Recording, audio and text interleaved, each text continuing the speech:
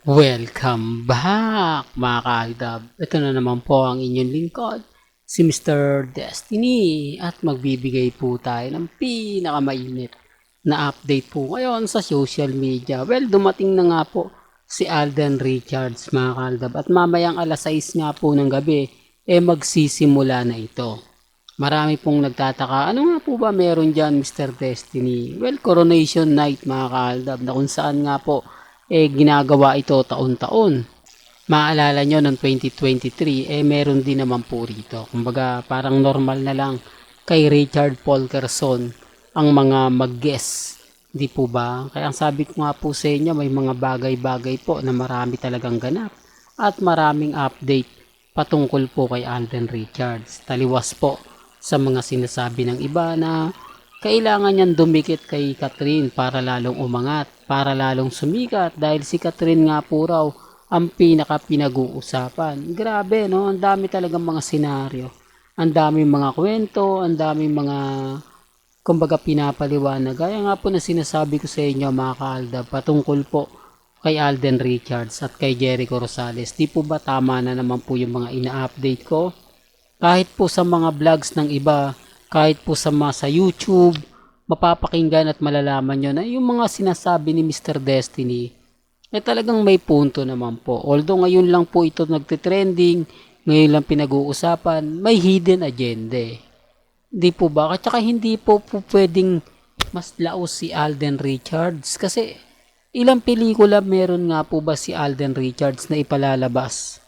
Hindi, para lang klaro. Kasi sinasabi po ng mga ibang cut din o fans ni Catherine, gagamitin na naman daw po ni Alden Richards si Catherine kasi hindi daw nga po kumita itong huling pelikula ni Alden Richards, kasama niya si Sharon Cuneta, kaya kailangan niyang dumikit muna. Kaya nga po raw hindi ipinalalabas ang pelikula nila Heaven Paralejo, nagsisigurado daw po ang Viva Films na kung saan talagang sinasabing baka hindi rin daw to mag-click gaya ng pelikula nila Sharon Cuneta at ni Alden Richards. Kumita naman po yung pelikula, hindi ko lang alam kung bakit ganyan.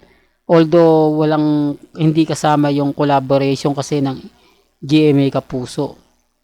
Kaya nga po ako nagtataka mga kaaldab, may mga bagay-bagay nga po na mapapaisip naman po talaga kayo. Di po ba?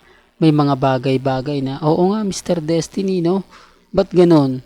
Ba't ganito? Ba't may mga, ang daming mga sinasabi nila, ang dami ng mga komento nila na talaga naman pong may mali. Di po ba na talagang pagka sinabi mo, maraming nagre-react, maraming nagko-komento. Kaya nga sabi ko sa inyo dito po sa channel ni Mr. Destiny, relax lang po kayo.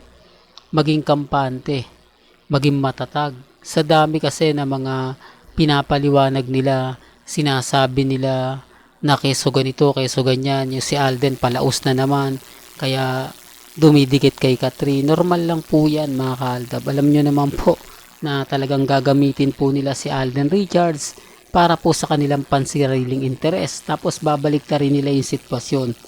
Dahil may pelikula po si Catherine at si Jericho, kaya po pala mainit. Ngayon nyo lang po nalalaman yan dito sa channel ni Mr. Destiny. May mga bagay-bagay po na talagang iniimbestigahan natin. Kaya nga po sabi ko sa inyo, hindi na nagre-react si Alden kasi alam po ni Alden na gagamitin siya. Alam po ni Alden na talagang may mga ganitong hidden agenda. Hindi, para lang klaro, para lang po sa kaalaman ng lahat. Kita nyo naman po, hindi naman po talaga si Alden Richards ang lumapit kay Catherine. Although dumating siya, pumunta siya doon. Pero yung balita na, kumbaga, hinag daw po o nagbeso-beso daw po si Alden Richards kay Catherine, hindi na magandang balita yun. Hindi po ba doon pa lang, may mali na doon pa lang. Masasabi nyo na hindi naman ganun ang nangyari. Pero grabe naman magbalita ang 24 oras o ang unang hirit. Di po ba? Sinasabi ko lang po ito para lang po sa kaalaman ng lahat, para lang po sa mga taong bumibisita at dumadaan po sa channel ni Mr. Destiny. Ako nga po mga kaldam, hindi ako basta-basta nagpapa-apekto. Hindi tayo basta-basta nagpapadala. Alam naman po natin ang sitwasyon. Alam naman po natin ang mga bagay-bagay na kumbaga kailangan nating i-update, kailangan nating ipaliwanag. Real talk mga kaaldab. Although yung iba nagko-komento, remind ko lang po sa inyo pagdating kay Richards. Huwag po kayong basta-basta maniniwala. Huwag po kayong basta-basta magpapadala. Kung kay Mengay po, kita nyo naman si Main, di po ba? Hindi siya nagre-react, tahimik lang, walang post sa social media. Kahit sabihin na natin, ang daming post, Mr. Destiny, napanood mo na nga po ba? Nakita mo na yung tambalan nila ni Sanjo, halos i-promote ng TV5.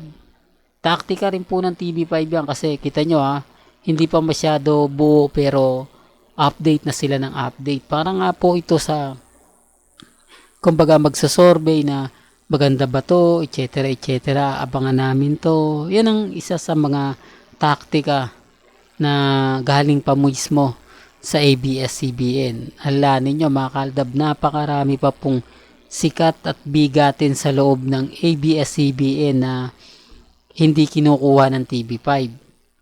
Pero kung kukunin siguro to ng TV5, malamang hindi sila mag-GMA. Kaya lang, walang budget talaga. Ito yung nakakalungkot pero totoo. Maraming mga artista ang pwedeng kunin ng TV5 kaya lang hindi po nila kaya yung talent fee. Gaya nga po ng Net25, di po ba? Maraming mga artista na napunta roon pero sa mandang huli nag-alisan sila. Po ba bakit nga Mr. Destiny? Well, sa financial na po talaga yan. Di po ba mga hindi nagkasundo sa presyo? Siyempre ang advertiser doon lang naman po sila kukuha, mga sponsor. Kaya lang hindi naman talaga nagkiklik. Hindi po katulad ng TV5 ngayon, medyo umiingay. Ang problema lang po, ang GMA Kapuso talaga nagtitrending at nagbabiral. Gaya nga po ng pagbabalik nito.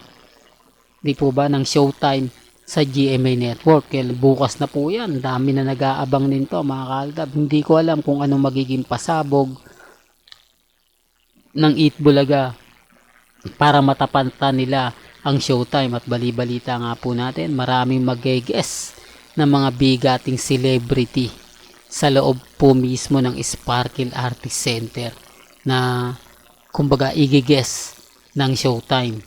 Di po ba? Hindi, para lang klaro ko. Siyempre gagawin talaga ng Showtime yan. Kailangan bonggang-bongga. Kailangan talagang pag-uusapan. Di po ba talagang yung tipong hindi mawawaglig. Gaya nga po ng mga sinasabi ko at pinapaliwanag. Sabi ko nga dito sa channel ni Mr. Destiny, lahat po ng mga gusto nyo pong mapakinggan, mapanood, relax lang po kayo. Huwag po kayong magpapa-apekto, huwag po kayong magpapadala kasi alam nyo naman po sa channel ni Mr. Destiny, lahat naman po yan i-update natin. Gaya nga po nito kay Richard Polkerson, di po ba? 101% updated na updated po kayo. Ano man po yung mga nababasa ninyo, nakikita nyo, napapanood ninyo sa social media, normal lang.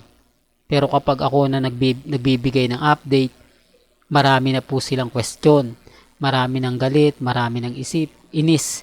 Hindi ko alam, mahaldab, pero kita nyo naman po ramdam nyo naman po yung presensya.